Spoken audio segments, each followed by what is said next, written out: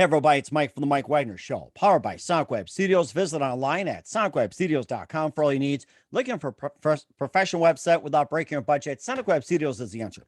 SonicWeb Studios offers fast, affordable custom web designs that blow the competition away. Call today, 1-800-303-3960. That's 1-800-303-3960. Or email to support@sonicwebstudios.com. Mention the Mike Wagner Show, get 20% off your first project. SonicWeb Studios, take your image to the next level. Also, time to give official shout out to our official sponsor of the Mike Wagner Show, international warring author Mia Molson-Zia. If you love fast-paced mysteries, you'll love Missing by Mia Molson-Zia, available on Amazon and paperback and ebook. Missing is fast-paced and intriguing with an unforgettable twist. Takes place in 4 countries, 2 strangers, 1 target, where truth is illusion and those you love will be the first to go missing. It's available on Amazon and paperback and ebook. Missing by Mia Molson-Zia has garnered great reviews and even loved and enjoyed by Howard celebrities, including Joanna Cassie, Forbes Riley, and many others. So grab your copy today for Goes Missing by Mia Molson-Zia, available on Amazon. Also, check out the Mike Wagner Show at themikewagnershow.com and over 30 podcast platforms, including Facebook, SoundCloud, Spreaker, Spotify, and iHeartRadio. Also, Anchor FM, iTunes, Google Play, Amazon, Audible, Apple Music. Coming soon to HamiltonRadio.net, Diamonds FM, and more. Take the Mike Wagner Show on any mobile device. Subscribe to the Mike Wagner Show on the YouTube channel. Follow the Mike Wagner Show on Instagram and Twitter today. And for great gift ideas, go to Amazon.com and check out the Mike Wagner Show podcast. T-shirts, pop sockets, throw pillows, tote bags, hoodies. Makes great gifts 24/7. Family, friends, and loved ones. Go to Amazon.com and check out the Mike Wagner Show podcast. And for more great gift ideas, go to Amazon.com/Mia Molson-Zia for great books like Missing, Once, and Wrinkles. Also T-shirts, pop sockets, hoodies, phone cases, and more. Amazon.com/Mia Molson-Zia. Check it out today. Also support the Mike Wagner Show on Anchor FM, PayPal, themikewagnershow.com. You can buy me a coffee at buymeacoffee.com at the Mike Wagner Show. Make sure you do so today. We're here with a terrific gentleman who's an author, screenwriter, artist, and a horseman who was born in Chicago, now based in Los Angeles with his own production company, DiPego Now Entertainment. We'll talk about that. He's also appeared in 1915 House, also Phenomenon, Goes to New Orleans, and more. And he's got a new book, which is referred to as a groundbreaking modern-day adult film fantasy novel set in a contemporary world where a spouse disappears, kids are afraid, curses are cast, and set in mythical underbelly in Los Angeles. And what does he have to do to recover? We'll find out about that. Live, ladies and gentlemen, from the Plus Studios in beautiful downtown Los Angeles, the amazing author of the new book, Wrongside of Working Man, author, screenwriter, artist, and horseman, the multi-talented Justin DiPego. Justin, good morning, good afternoon, good evening. Thanks for joining us today.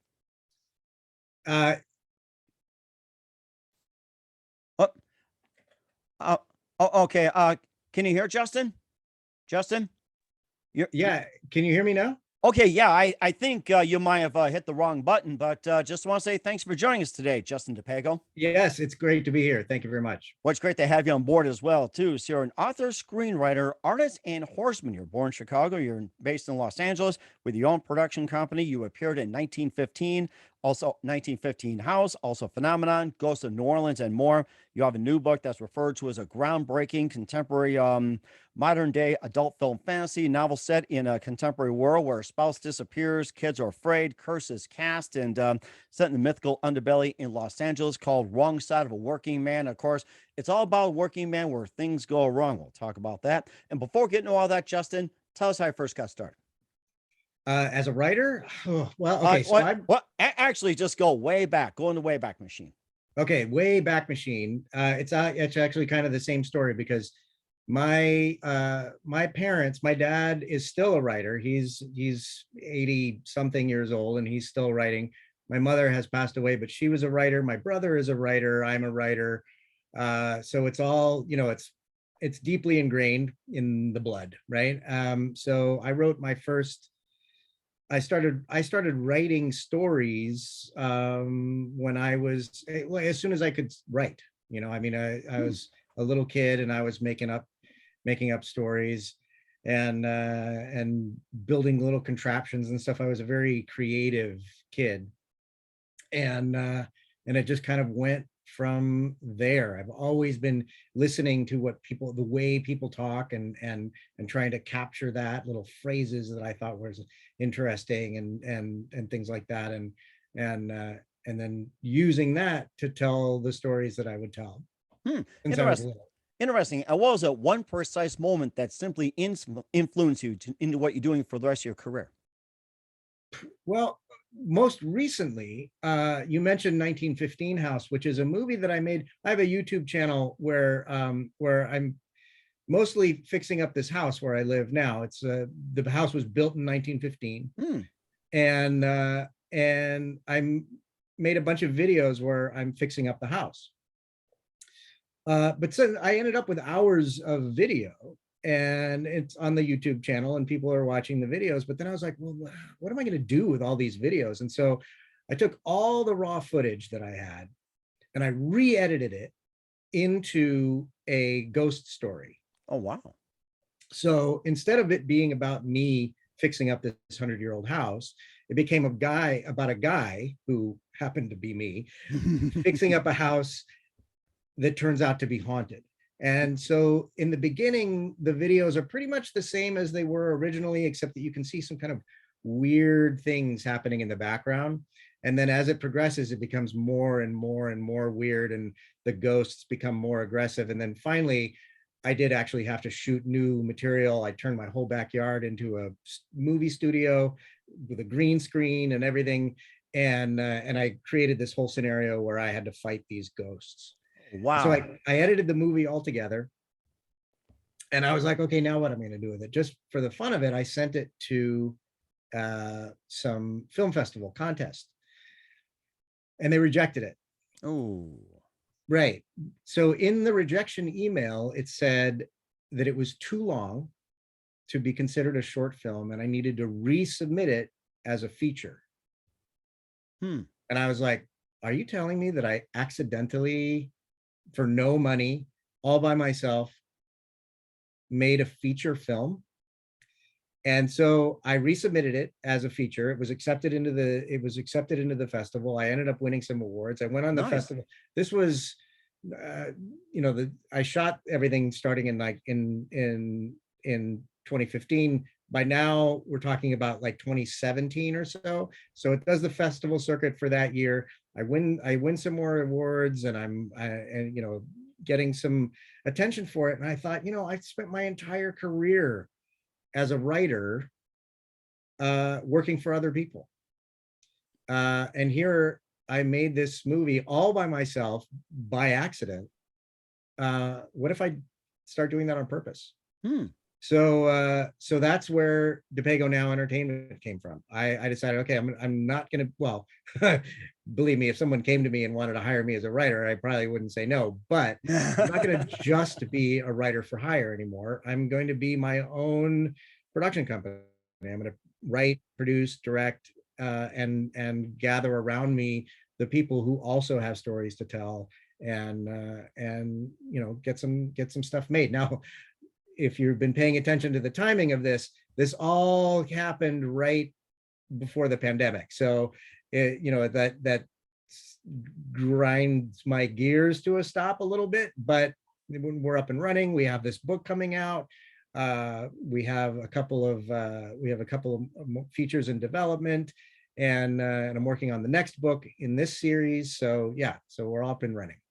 I was going to ask you about 1915 House as well, too, before we talk about your book and other practice as well, too. You talked about having ghosts in there, the spirits getting weirder and weirder. Yeah. Can you describe or recall what ghosts were there? It's like, can you describe, or were like, or like, were they wearing, what were they saying and everything like that? And of course, the paranormal has been a really big topic as well. So it's like, what were they saying? What were they conversing? What were they wearing? And, what were they exactly doing at the time?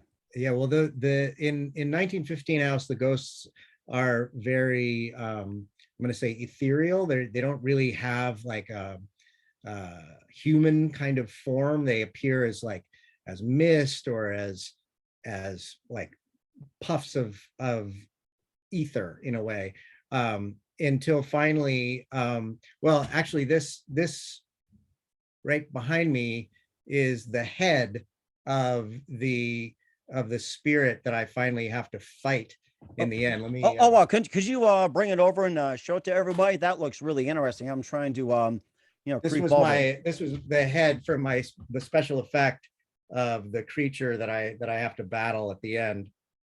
Wow. Okay. So And what did you make that out of, by the way? this is baling wire and that like heavy duty shrink wrap that comes on like shipping pallets. Hmm. And a little welded frame. I that's one of the things I love. I love creating sort of practical, low budget special effects. So that's what this fellow was. Wow, that's really interesting too. And also too that also I was going to ask you about a couple of films as well too, since we're on that subject. You also did Phenomenon, Ghost of New Orleans, and you also were in like Murder She Wrote, and also Point of Seduction, everything, and maybe just a bit more of some of the films you've been in, maybe some guest appearances. Well, I mean, as an actor, I when I was younger, I mean, we're going back to the 80s and 90s here, where I was pursuing acting, and that's when I did Murder She Wrote and The Death of the Incredible Hulk, and I don't know, a couple of other guest spots and commercials and things like that. Um, uh, yeah, I mean, that was a it was a it was an interesting part of my life that as I got older, I really do enjoy acting, but I really did not enjoy the pursuit of acting. And so I was always a writer, and so the writing became more and more my focus as I got older. Hmm, that's really interesting. Who are some of your favorite authors and writers growing up? Well, I was a voracious reader. I mean, like my whole library behind me, everything from sort of here on out that way is fiction and literature, and everything this way is reference books and history and stuff like that. I loved reading Raymond Chandler. He's a huge influence on me. Um, and then all Tolkien and Robert E. Howard, the the Conan stories I was super into. Oh, I remember Um, Conan. Boy, that's like a flashback. I think we had to read that, the Conan stories. Oh my oh God. yeah, and then actually reading The Hobbit. I remember reading. I was in school. I read The Hobbit in the seventh grade, and that was such a huge sort of even by that time I was already reading and writing and paying attention, for instance, to my dad and his career, because like I said, he's a writer. Um, but when I read The Hobbit, it really kind of blew my mind. The voice of the narrator really blew my mind, and that kind of storytelling was sort of elevated in a way to me that really changed the way I thought about writing. So that was a big one for me. What was your favorite section in The Hobbit, or like favorite chapter, book, characters, or anything like that? What are I don't some of your know. favorites in The Hobbit? Yeah, I mean, I can point to the moment that blew my mind. I don't know if this is like the best moment in the book or anything like that, but there's Bilbo is in the cave meeting Gollum. Gollum. Yes, I remember. Yes, Precious. Yes, I remember. exactly. Precious. And in the midst of whatever was happening, and I can't remember the exact quote, but it was something like um, the description was something like it was darker. It was it was so dark that Bilbo couldn't see a thing, and if you were there, you wouldn't be able to see a thing either. Something Mm, like that. And the point is that the narrator suddenly jumped out and was addressing me mm, as the reader. wow. He said that you wouldn't be able to see something like that. And I was like, oh wow, the narrator is a character. There's some person telling me this story. The narrator isn't just a generic words on the page. There's actually a person who is the storyteller who's telling this story. And that just opened my mind in a way that ever since then, it made me very aware, whether I'm writing or I'm reading, of who the narrator is. And also it instilled in me a love for the unreliable narrator. So that when somebody is telling you a story, that means that they're telling it from their own perspective. So it's not necessarily some kind of omnipotent truth. It's the truth through the eyes of the narrator. And that narrator may intentionally be misleading you, or maybe not intentionally, but their own biases are coming to the story regardless of their intent. So that was like a huge revelation to me. That's really interesting. Also, too, I was thinking about the reliable and unreliable narrator, and I'm glad you pointed that out. And what are some other favorite books you enjoyed reading growing up? Well, I mentioned Raymond Chandler. I think I've read everything he's written, and that was another thing where it's the books.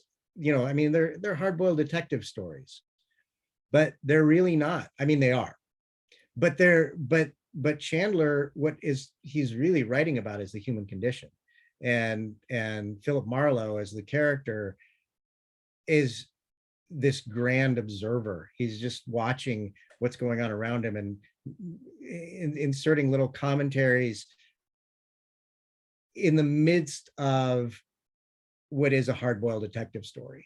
And that was also very influential to me. My book now, Wrongside of a Working Man, is a fantasy adventure. It's an action piece. It's it's an exciting, rousing kind of thing, but it is also underneath that a little sort of like analysis of our society, of our place in the world, of how people interact with each other, of the human condition.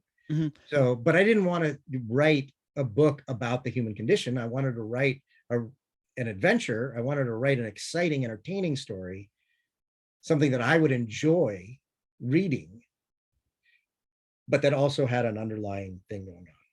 And of course, speaking of underlying, it's got some underlying tones to it. It also got 10 Impossible Tasks. We'll talk more about the book. But first, listen to The Mike Wagner Show at themikewagnershow.com, powered by Sonic Web Studios. Visit online at sonicwebstudios.com for all your needs. Looking at a professional website without breaking your budget? Sonic Web Studios is the answer. Sonic Web Studios offers fast, affordable custom web designs that blow the competition away.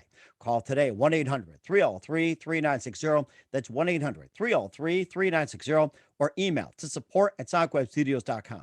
Mention the Mike Wagner Show, get 20% off your first project. Sonic Web Studios, take your image to the next level. Also, time to give official shout out to our official sponsor of the Mike Wagner Show, international war-winning author Mia Molson-Zia. If you love fast-paced mysteries, you'll love Missing by Mia Molson-Zia, available on Amazon in paperback and ebook.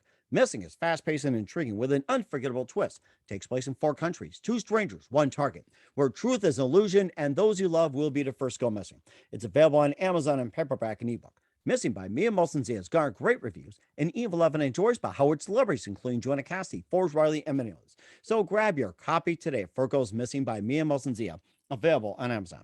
Also, check out The Mike Wagner Show at themikewagnershow.com on over 30 podcast platforms. Coming soon to hamiltonradio.net, Diamonds FM, and more. Take The Mike Wagner Show on any mobile device. Subscribe to The Mike Wagner Show on the YouTube channel.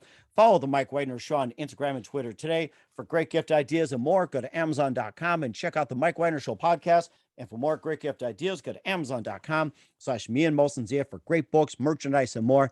Amazon.com/me and Molson-Zia. Check it out today. Also support the Mike Wagner Show on Anchor FM, PayPal, themikewagnershow.com. You can buy me a coffee at buymeacoffee.com at the Mike Wagner Show. Make sure you do so today. We're here with author, screenwriter, artist, Horseman, born in Chicago and now based in LA, Justin DiPego of Wrongside, Working Man, the Mike Wagner Show. And before we talk about your book as well, too, and you've been a horseman for quite some time, and tell us all about that part.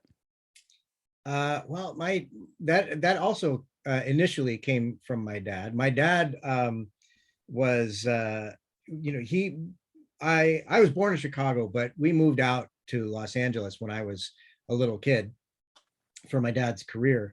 And I mean, a little, like I was like 2. And part of coming out to this part of the world is there's, it's a very, especially the edges of LA, there are a lot of horses. It's a very rural town, even though it's a big city. there's horses right in the middle of the city, in the Santa Monica Mountains, and then all the way around in the valleys and stuff. And my dad was he was excited by that. And so he started getting into horses, and I followed along from the time I was like 3 years old, and ended up going to like cattle ranch in Arizona instead of going to summer camp, for instance. Wow. And I just really took to it. And so later on, when I was a young writer trying to make my way in the world, and I was looking for what I could do as a day job, I knew I didn't want to do, I wasn't going to be a waiter or something like that.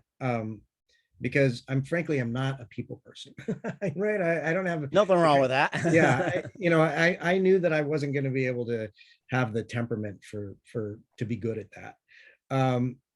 So I was like, well, what skills do I have? And the two skills that I had were construction, which plays into working man, and horses. And so that was my bread and butter for years when I wasn't making money as a writer or as an actor.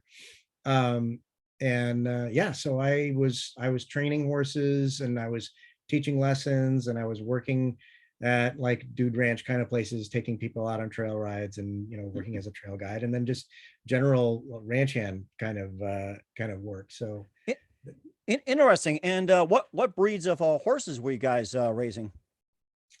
Well, my own horse, who unfortunately I no longer have, but he was a Mustang, and he and I were together for 17 years. Wow. Yeah, and so yeah, he was a Mustang who came out of Idaho, which means he was a big burly mountain horse, as opposed to the sort of rangy, skinny desert Mustangs that you get down in like in Arizona and places like that.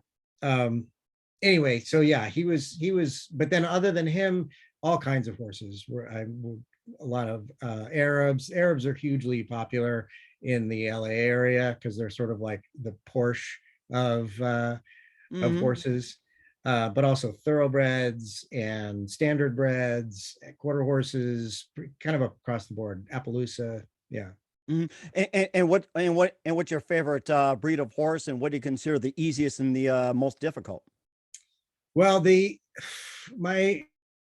love the Mustangs. My own horse was a Mustang, and then the other Mustangs that I've dealt with, they're a challenge, and they're never easy, but I love the Mustangs. A good quiet quarter horse is great to be around, who is just bomb proof and kid friendly. And slicker broke is a term where if it starts to rain and you need to pull your slicker off your saddle, that can really make a horse panic.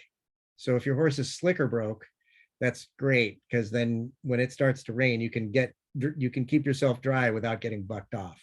Huh. So yeah. That's really interesting. And also, going from horses to construction to the book and everything else, and also with your book as well too. That you also stated that it's a first groundbreaking modern day adult film and everything. And with you being a working man, and how'd you come up with the title "Wrongside of a Working Man"? Well, I was working. I was doing construction, and it was just one of those things where it's like it's hard work, and it's easy when you're doing that kind of work, especially because for most of my career in that world, I was not on a crew. I was working as a handyman or as an installer or something like that. So I was not in a big work crew. I was just by myself, me and my truck, going around doing from house to house or business to business. And it's easy to become invisible when you're doing that kind of work. People will forget that you're there, and when you're invisible, it's easy, then people can be rude to you, or people can be hurtful in ways that they wouldn't if they weren't thinking of you, if they were thinking of you as a person instead of just as a installer. In my case, I was installing skylights. So I would show up at someone's house and I would just be installing a skylight. And then, especially now, I mean, this was years ago, but now, like, we're all in our home offices, and if an electrician or a plumber has to come to your home, you could just be sitting there in your home office for hours, and this person is working in your home, and you can kind of forget that they're there, forget that they're a person. And that sense of being a sort of unperson made me feel like I was on the wrong side Okay, that's where it of comes from. humanity in a way. And then it has multiple meanings, right? It's like, you don't want to cross, if you don't want to cross somebody, you don't want to be on their wrong side, Mhm. right? Right. But Alex, the the hero of our story, he also ends up, he has a curse on him, so he's on the wrong side. But the curse also affects his family, his wife and daughters. Um, so they're on his wrong side. And so it has multiple meanings that aren't perfectly explicitly defined as you read the book, but as you read the book, you'll see all the different ways that either he is on the wrong side or people are on the wrong side of him.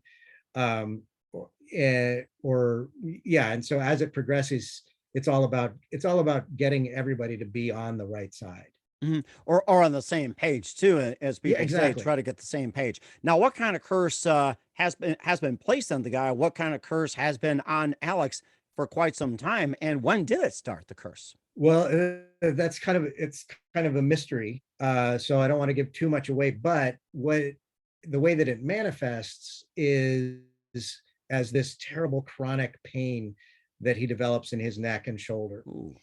And as the pain sets in, um, then his temper becomes terrible, and he has a short fuse, and that's what's affecting his family. He eventually lashes out and breaks a mirror, and that's a bridge too far for his wife, Dara. She takes their daughters and leaves him, and now he has to figure out what's wrong with him. Up until this point, he's been a good, caring, loving father and husband, not a violent guy. But now once the pain is set in, these new troubles are manifest, and so he needs to figure out why. And he ends up meeting this mystic kind of character in a botanica in East LA, Mexican American um, mystic, who identifies that there's this curse on him, and that in order to lift the curse, he has to perform these 10 tasks across the city of LA. Oh, wow. And essentially, Alex, as he's informed, is out of balance. That's sort of the root of his curse. And these other 10 places across the city are also out of balance in a sort of metaphysical way. And so he has to go and right those wrongs. Basically, what's happened is that that's kind of his job as an electrician, going around the city and fixing things. And then once this curse has set in, he has to take the same sort of schedule of his life, going around the city fixing things, but instead of just being an electrician, he has to be a sort of mythic hero, Hmm. fixing these other things that are increasingly bizarre and out of balance. And you talk about the 10 impossible tasks that he has to do between him and get a new start or total destruction. What are a few of the impossible tasks that he has to do? It doesn't have to be all 10 of them. It can be like, just a couple, fewer, Sure. just to give everybody an idea. Well, so basically, I took as my inspiration the 12 labors of Hercules. And so a lot of the tasks are loosely based on those labors. So Oh, wow. there, in reality, there are mountain lions here in like Griffith Park and Santa Monica Mountains, and so he has to fight a mountain lion. He has to confront there are wild parrots that 30 or 40 years ago escaped from a pet store, and now there's flocks Oh of my wild parrots gosh. all over the city. And so he has to confront these wild parrots.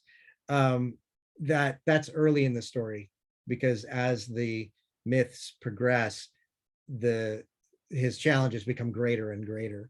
Um, he has to rescue a girl from the twin towers and figure out what that even really means.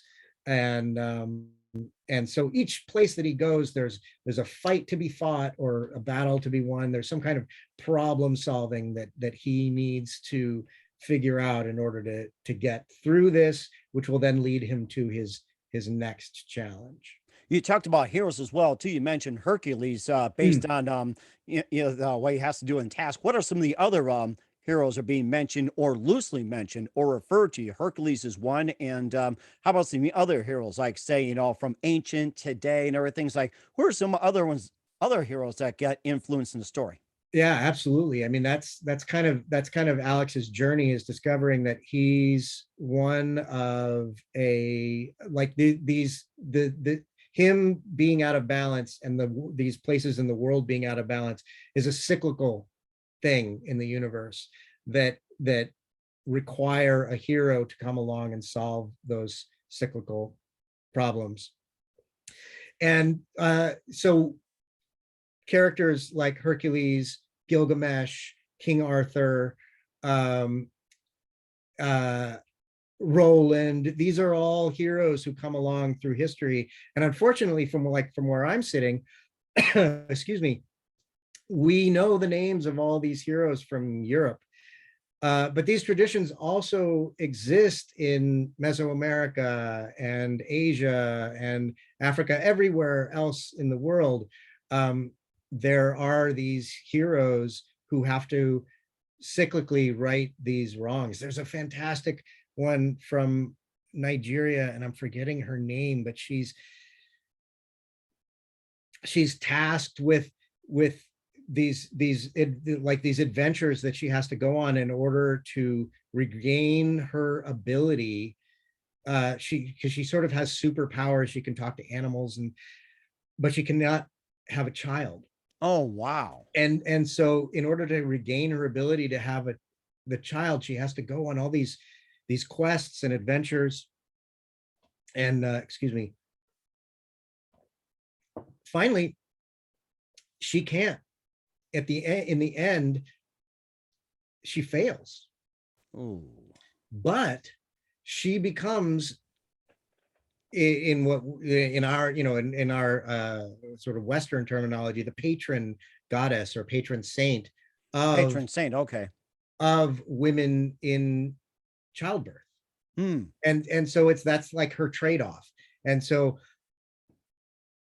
she isn't able to lift her curse per se, but she is able to change her life and change the balance in a way that is, that allows things to move forward. And I love that. I wish I could remember her name, because it's like we're not taught these things. We're Mhm. taught the Western myths, the Greeks, the Romans, um, Arthur, and if you're lucky, Gilgamesh. Um, but anyways, yeah. So yeah, there's all kinds of heroes throughout history, and Alex is sort of the inheritor of that tradition. And of course, you talk about heroes from like every section it is, like the Renaissance, and also like with Greek mythology and everything else. What is your Yes. favorite period when it comes to like with heroes, the literature, and everything like that? What is like your most favorite one of all? Well, I am half Greek and half Italian. Okay. So the Greek and Roman myths are like deeply ingrained. Like from the time that I was a kid, I was reading, like, a lot of these books here are mythology books, Mm-hmm. specifically Greek and Roman. I lean towards the Greeks more than the Romans when it comes to that. But yeah, I mean, Heracles, Perseus, those stories are fundamental to sort of my storytelling, and then also to the Western storytelling tradition. So yeah, I really love those Greek myths. And what's your favorite Greek character? Well, it's hard to pick a favorite, but I'm gonna have to go with Heracles. I mean, he's who I based Alex on, and I love how conflicted his story is. It's, I mean, it doesn't age well in terms of, I mean, the stories from back then are deeply misogynist and are hugely problematic. And one of the things that I wanted to do with my story is take that thing, and instead of like trying to retell an ancient story in a way that does age well in our modern time, I didn't want it to set it in ancient Greece and sort of redeem Heracles. Instead, I wanted to set it now and tell that story in a different way. I mean, if you read into the myths, Heracles suffers from probably some kind of mental illness, whether it's schizophrenia or who knows what. Undiagnosable, because it's a myth and it's thousands of years ago. But I mean, he murders his wife and children because he believes he's been caused by a vengeful god to think that they are monsters. Well, I mean, if you take the mythology out of that and just look at it in terms of reality, that terrifyingly really does happen in real life. And so to take a story like that and tell it in real terms was attractive to me. That is really interesting. I like how I did a nice spin on Hercules as well, too, having it in Los Angeles. They can use a Hercules right now. So Yeah. oh my Yeah, gosh. definitely. And where can we find Wrongside of a Working Man at, Justin? Well, it's ebook, paperback, hardcover on Amazon, and then also the audiobook is underway right now. It's in the hands of my my narrator, so the audiobook will be ready later in the summer. Okay, we're certainly looking forward to it. What's coming up for Justin DiPego? We'll find out just 1 minute. You listen to the Mike Wagner Show at the MikeWagnerShow.com, powered by Sonic Web Studios. Visit online at SonicWebStudios.com for all your needs. Also brought to you by our official sponsor, the Mike Wagner Show, international war-winning author Mia Molson's The Missing, available on Amazon and paperback and ebook. We'll be back with awesome Justin DiPego of Wrong Side of a Working Man after this time out. We're back with author Justin DiPego on the Mike Wagner Show, the author of Wrongside of a Working Man, and really got a great story about the book and his career and everything else. And what else can we expect from you in 2022 and beyond, Justin?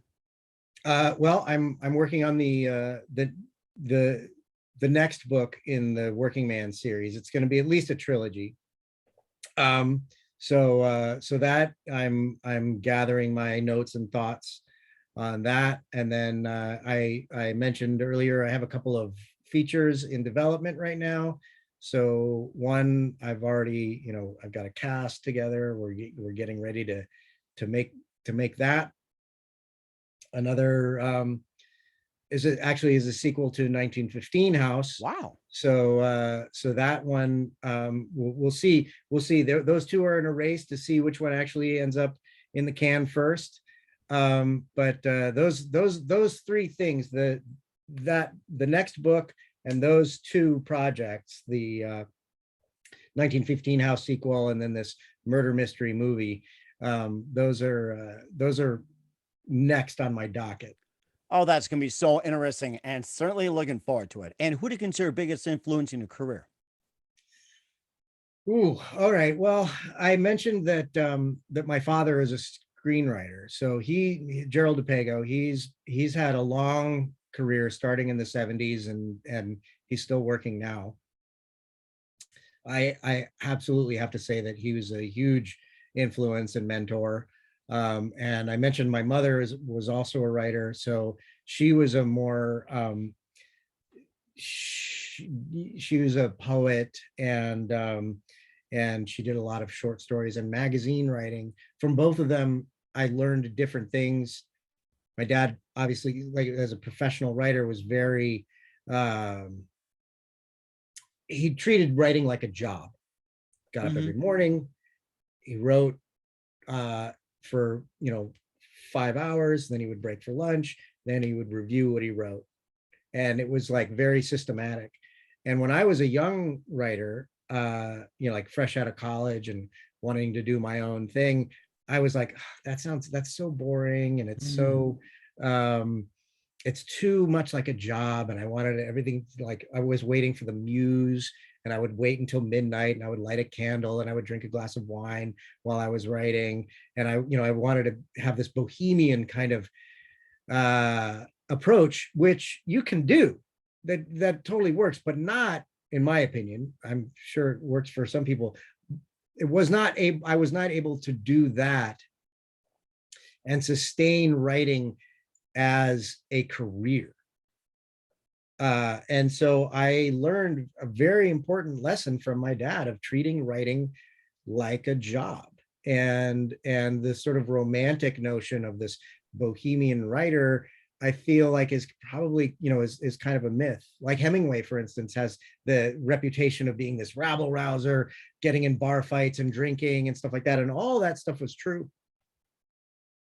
But he would wake up every morning before dawn and write sober for like 5 hours. Wow. And then he would start drinking and would go fishing, or would go hunting, or would get in a bar fight, or go sailing, or whatever. And then he would do all those stories that we've heard about him. But as a writer, that was his career, and he was extremely diligent and serious about it. And so that was a very important lesson for me to learn as a writer coming up. That's really interesting. I'm glad you mentioned about the wine. I'll have to cancel my order and stick to coffee. So, well, I do still drink a glass of wine from time to time, but not while I'm writing. I know I'm joking, but yeah. So, and what's the best advice you can give to anybody at this point? As a writer, that I would be that, and also that writing is not a desk job. I mean, obviously the physical act of writing, you're going to be sitting at your desk or wherever you're comfortable, wherever you have space to do that, at a Starbucks, for instance. But that is just the end result of all of the other, you need to be out in the world. You need to have life experiences. You need to talk to people. If you have the ability and the opportunity, you need to travel. You need to experience as much as you can, because all of that is writing. And I think that, to me, would be my greatest advice to anyone that's interested in becoming a writer. And certainly indeed too. Well, that's really good as well. Once again, with author Justin DiPego of Wrongside, a working man on the Mike Wagner Show. Justin, very big thank you for your time. You've been absolutely fantastic. Looking forward to having you again soon. Make sure you keep us up to date. Keep in touch. We'd love to have you back. Once again, tell us about your upcoming projects. What's your website? How do people contact you? Where can people purchase or check out your book? Yeah, well, I'm on all the various social medias as Justin DiPego.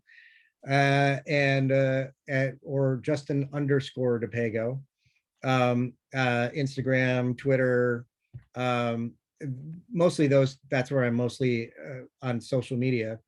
And then you can go to DiPegoNow.com, where you'll find all of my socials, and you'll find what I'm working on. You'll find links to where you can buy my books or my merch. And then Amazon. Go to Amazon, search for my name, search for Wrongside of a Working Man. And this is an ARC, so it has this little band on it. But eventually you'll get a real copy, and yeah, go get the book from Amazon, or get the audiobook in a little while. We certainly do so. Once again, Justin, a very big thank you for your time. You've been absolutely amazing. Looking forward to having you again soon. Make sure you keep us up to date. Keep in touch. We'll have you back. We wish you all the best. You've got a great future ahead of you. Thank you very much. It's been great to be here.